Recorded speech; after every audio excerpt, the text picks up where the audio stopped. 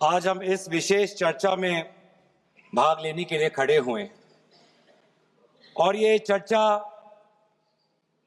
इसलिए हो रही है क्योंकि हाल में ही जो युद्ध हुआ वो एक सूचना का युद्ध था।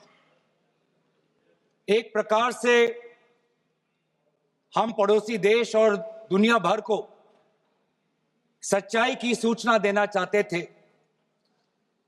और कुछ ऐसे ताकत थे, ऐसे शक्तियां थी जो भ्रम का सूचना सारे देश में, सारे दुनिया में फैला देते।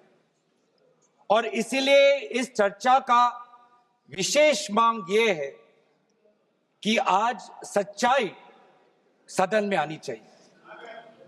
सच्चाई पहलगाम की आनी चाहिए, सच्चाई ऑपरेशन सिंदूर की आनी चाहिए, सच्चाई विदेश नीति की आनी चाहिए। और यही आज हमने सूचना का जो युद्ध की बात हम कर रहे हैं वो आज हमने आदरणीय राजनाथ सिंह के भाषण में सुना।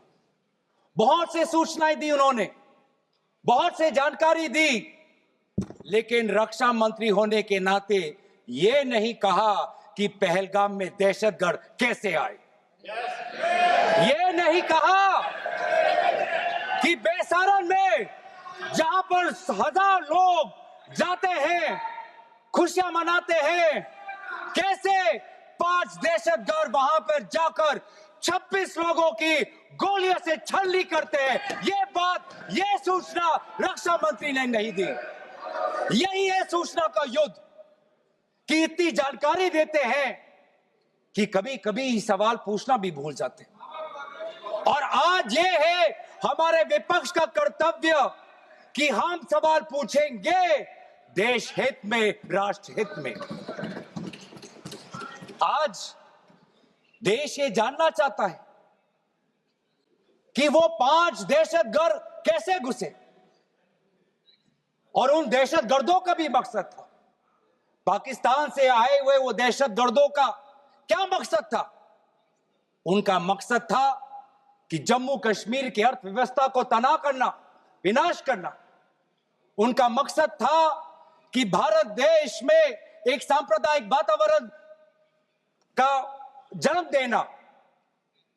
उनका मकसद यह था कि भारत और पाकिस्तान का एक हाइफिनेशन होना, यह था उनका मकसद। लेकिन सर, मुझे दुख है कि आज राजनाथ सिंह जी ने सैनिकों की बात तो की, लेकिन जो हमारे भारत की जो आवाम है, जो जनता है, जो उन्होंने पाकिस्तान के दहशतगर्दों का पूरी जो मंशा है उस पर उन्होंने पूरा नकारा और हम एकजुट रहे। हम मुझे भारतीय होने का गर्व है। हमने देखा बेसारन में कि किस प्रकार से जम्मू और कश्मीर के लोगों ने पूरे देश भर से आए हुए जितने भी पर्यटक थे उनकी मदद की। हमने ये देखा कि किस प्रकार से देश भर के जो पर्यटक जो जम्मू कश्मीर में थे उन्होंने अपने जम्मू कश्मीर के भाइयों को धन्यवाद दिया। हमने ये भी देखा कि कैसी एक विधवा हिमांशी नरवाल ने कहा कि मैं नहीं चाहती कि मेरे जो पति जिसको लेके आज राजनीति हो रही है उसके शव पर देश में हिंदू मुसलमान की राजनीति हो, मैं नहीं चाहती। यह है हमारे देश की संस्कृति और यह था मंशा पाकिस्तान का। और मैं ये भी गर्व महसूस करता हूं कि सारे विपक्षी राजनीति दल हम सब एकजुट होकर, राहुल गांधी जी ने एक साफ साफ कहा कि हम सरकार के साथ हैं और सरकार को पाकिस्तान को एक ठोस मजबूत कदम देना ही पड़ेगा। लेकिन देश ये भी जानना चाहता है, वे 26 लोग जो जिनके परिवारों में आज कोई गुजर गया, वे ये भी जानना चाहता है कि 100 दिन गुजर गए और वे 5 दहशतगर्दियों को यह सरकार पकड़ नहीं पाई।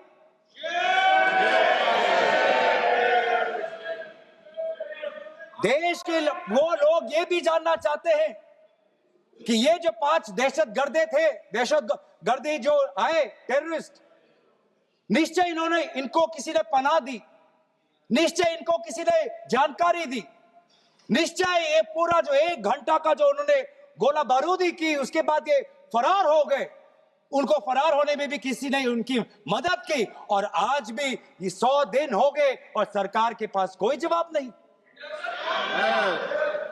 आज आपके पास ड्रोन है, आपके पास पेगासस है, आपके पास सैटेलाइट है, वहां पे सीआरपीएफ है, वहां पे बीएसएफ है, वहां पे सीआईएसएफ है, वहां पे आदरणीय गृह मंत्री कुछ दिन पहले ही गए थे पूरा रिव्यू लेने के लिए, और आप किसी को पकड़ नहीं पाए। ये कैसी है, ये कैसा बंदोबस्त? आपने कहा कि आर्टिकल 370 के चले जाने के बाद जम्मू कश्मीर सेफ है, जम्मू कश्मीर में आइए। लोग आए, लोगों ने अपने आप को सुरक्षित महसूस किया, लेकिन बेसारन में देखा कि कितने वो निहत्थे थे, कितने वो असहाय थे, कि लगभग 1 घंटा लगा एक एम्बुलेंस उनके पास पहुंचने के लिए। पुलिस पर अगर आर्मी भी आई तो चल के आई। और सर, मैं वो नजारा भूल नहीं सकता।